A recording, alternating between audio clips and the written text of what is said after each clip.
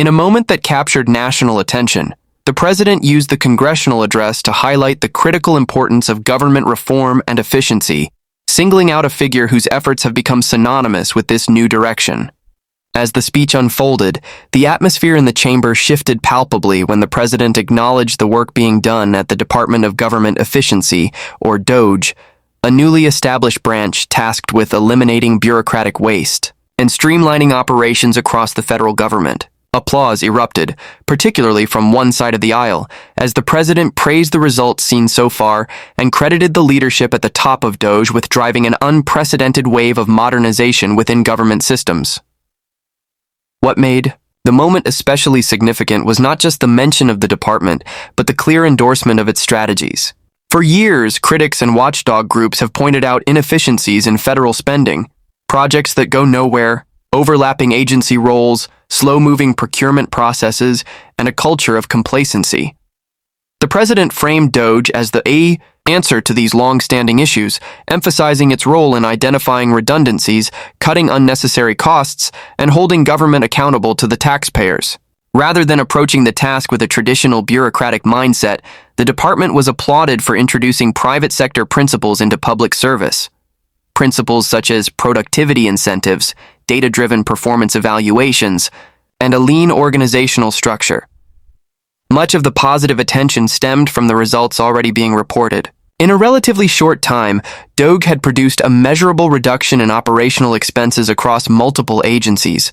Several overlapping initiatives had been consolidated, and redundant departments were either merged or shut down completely. These reforms were not just seen on paper, but had also begun to affect service delivery timelines and employee performance metrics, with internal reports showing higher efficiency scores and fewer process bottlenecks. The president cited these statistics during the speech as proof that the approach being taken was not only working, but could serve as a blueprint for further transformation throughout the rest of the government.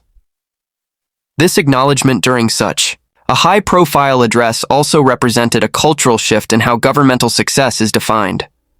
No longer was success measured purely by legislative victories or the expansion of services.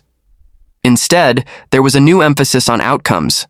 How programs work, how efficiently taxpayer dollars are spent, and whether or not citizens receive the value they expect from federal institutions. The speech underscored this shift, using DOGE as a case study in how disruption and unconventional leadership styles can break through entrenched government practices and offer meaningful improvements. The ovation from lawmakers following the president's remarks suggested a bipartisan interest, at least in theory, in the kind of accountability and streamlined governance that DOGE represents. However, the warm reception was particularly enthusiastic from the president's own party, which has long campaigned on the idea of shrinking government and increasing fiscal responsibility. Many viewed the recognition of DOGE as a victory for those ideals, a tangible outcome of policies that favor innovation over inertia. Meanwhile, the presence of the department's director in the gallery added another layer of symbolism to the moment. It was not just a nod to the work being done, but also a signal to the American people that the administration values merit, innovation, and measurable results. The individual's body of work outside the public sector lent credibility to the reforms being implemented, and the administration was keen to draw a direct line between entrepreneurial mindset and effective governance. By highlighting the early success of the department, the speech aimed to solidify public trust in the broader project of governmental reform. It suggested that efficient government is not an abstract ideal, but a reachable goal when driven by competent leadership and a clear mandate. It also suggested that, contrary to long-standing cynicism about federal institutions, real change can happen and is happening when bold approaches are backed by strong political support. The president's words conveyed a sense of urgency as well. The praise was not only celebratory, but also a call to action. As the country grapples with rising national debt, growing entitlement obligations, and mounting global competition, the demand for a leaner, faster, more effective federal government is greater than ever. DOGE was positioned as the spearhead of that transformation, embodying the principle that innovation and accountability are not only compatible with government, they are essential to its future. During the congressional address, the president's praise of recent government efficiency efforts was met not only with applause, but also visible and vocal dissent, particularly from members of the opposing party. While one side of the chamber rose in support, others remained seated, some even holding protest signs with messages criticizing the reforms and their perceived consequences. The moment highlighted a deepening ideological divide over how to manage federal operations, and it made clear that the initiatives undertaken in the name of efficiency are far from universally accepted. The central point of contention lies in the aggressive restructuring and cost-cutting measures enacted by the Department of Government Efficiency, DOGE. While supporters hail these moves as long overdue reforms to a bloated and outdated bureaucratic system, critics argue that the changes have been made too hastily and without sufficient oversight. Layoffs, departmental mergers, and agency closures have triggered concern among public sector workers, watchdog organizations, and civil rights advocates. These groups argue that the cuts, rather than streamlining government in a responsible way, have left critical services understaffed and underfunded, leading to a decline in the quality of service provided to the public.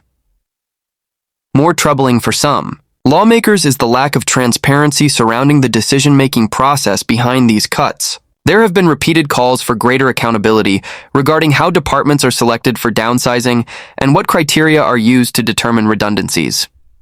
Several congressional committees have requested documentation outlining the process, but many feel the responses have been vague or incomplete. This has only intensified suspicions that the reforms may be driven by political or personal motivations rather than data-driven assessments of efficiency. The skepticism reached a boiling point during the president's speech, where members of the opposition used visual protests to underscore their disapproval. Placards with slogans like "Musk steals" and "Public before profit" were held aloft as the president discussed the accomplishments of DOGE. Though the administration has defended its approach as results-oriented and pro-taxpayer, detractors counter that many of the changes disproportionately affect marginalized communities and lower-income citizens who rely heavily on public services. They argue that efficiency in government cannot be achieved solely by cutting costs, especially if those cuts hinder access to essential programs like healthcare, education, housing, and food assistance. Furthermore, concerns have been raised about potential conflicts of interest within the leadership of DOGE. Lawmakers from the opposition have questioned whether certain contracts and decisions may have benefited individuals or corporations with ties to the current administration. These questions have not gone away, and the president's praise, rather than neutralizing criticism, appears to have added fuel to the fire. Oversight committees are now pushing for formal inquiries into the department's operations, citing ethical concerns and a perceived erosion of checks and balances. In public forums and media coverage, stories have emerged that challenge the official narrative of success.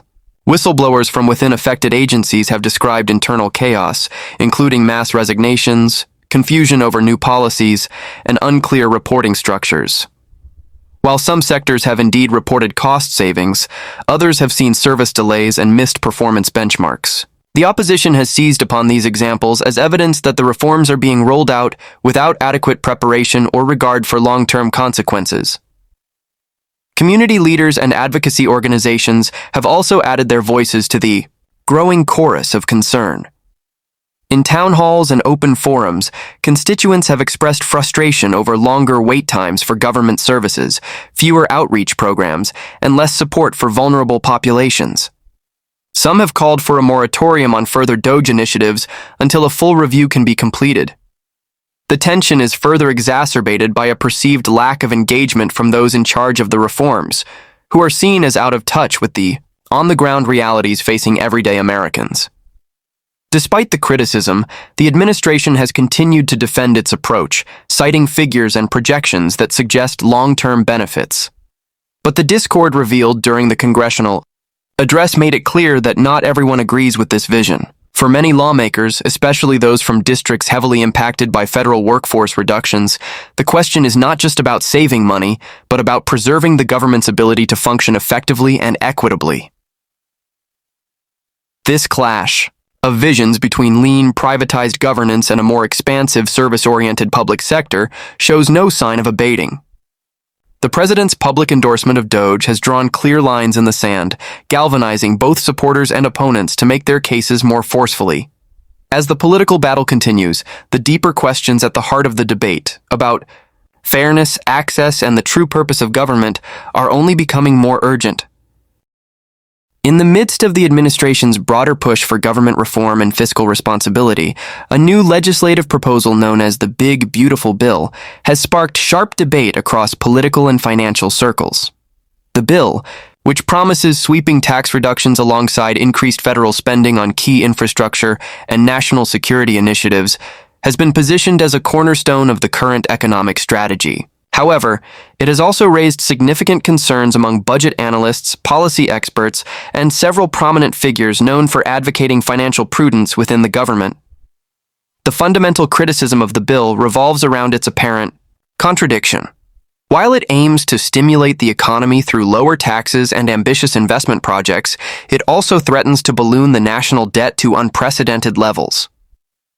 This approach has unsettled many who believe that meaningful, fiscal responsibility cannot coexist with unchecked spending, regardless of political priorities. The numbers presented in the bill's preliminary analysis indicate that while revenues would sharply decline due to tax cuts, expenditures would simultaneously rise, creating a substantial gap that would likely be financed through additional borrowing. Within this context, voices have emerged from both inside and outside the administration warning of the long-term implications of such a policy.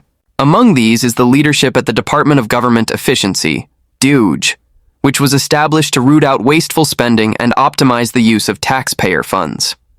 DOGE had, up until this point, garnered praise for slashing overhead, consolidating overlapping agencies and creating a leaner operational model for federal governance.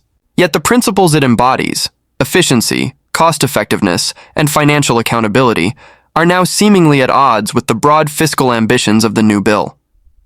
The leadership of DOGE has expressed concern that years of work reducing government expenditures could be undermined by the financial framework proposed in the bill. Although the bill includes sections meant to modernize infrastructure and bolster national defense, the sheer scale of the projected deficit has prompted caution.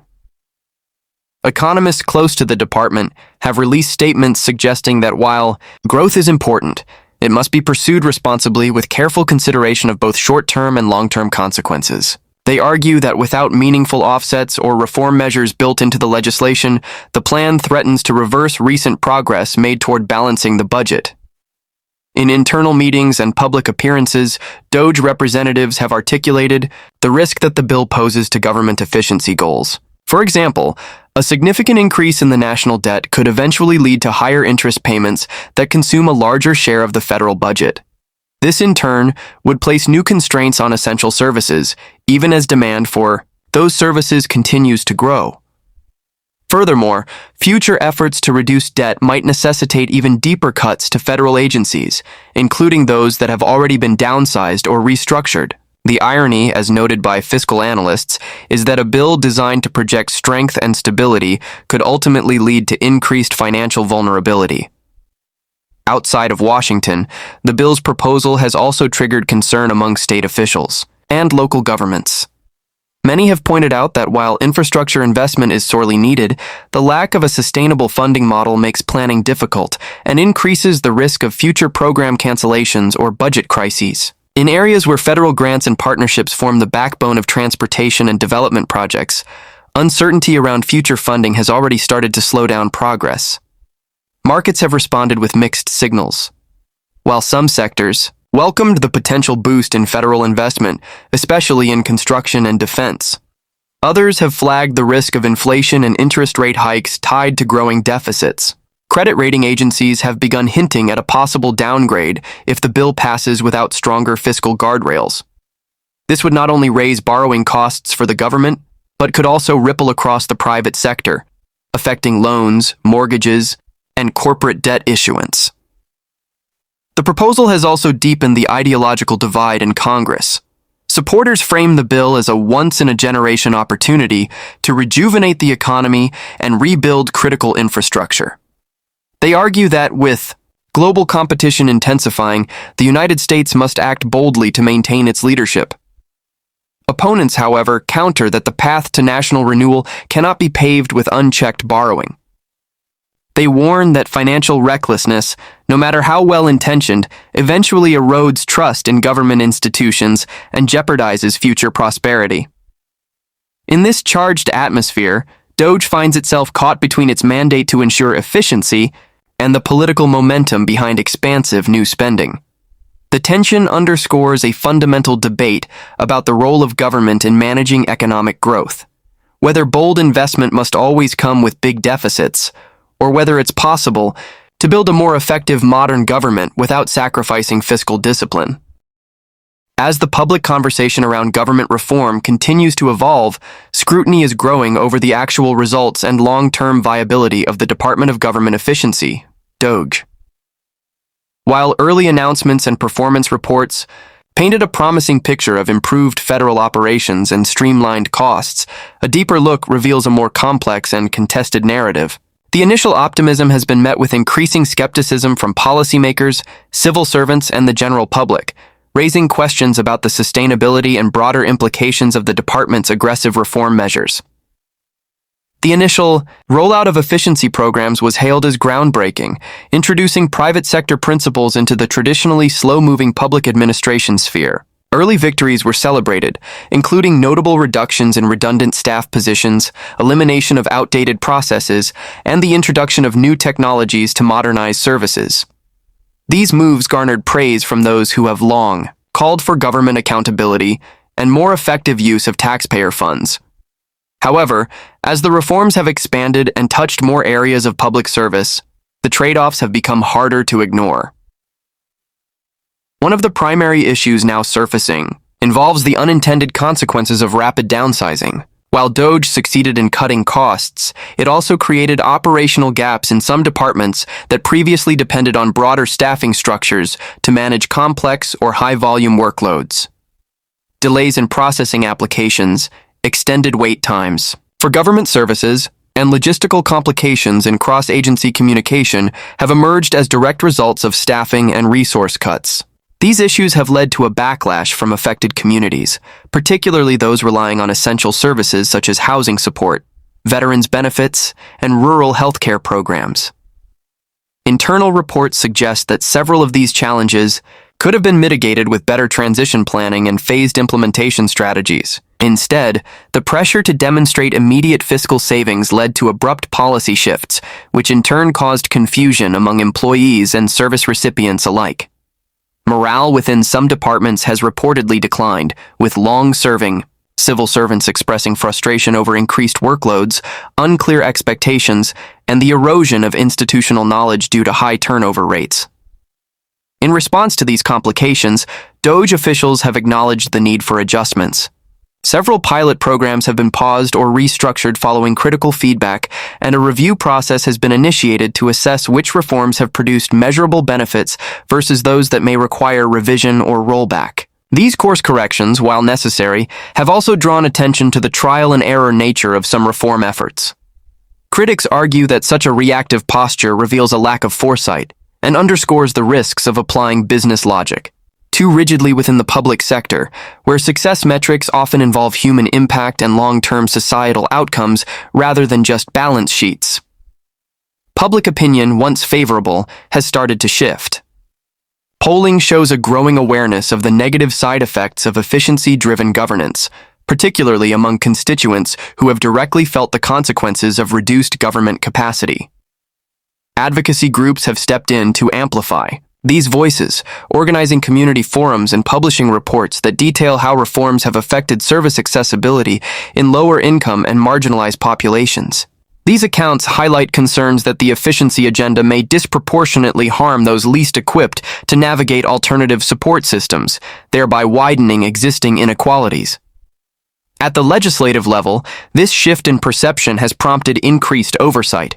Lawmakers have called for audits and comprehensive reviews of DOGE's operations, aiming to determine whether the cost savings achieved are balanced by the social and administrative costs incurred.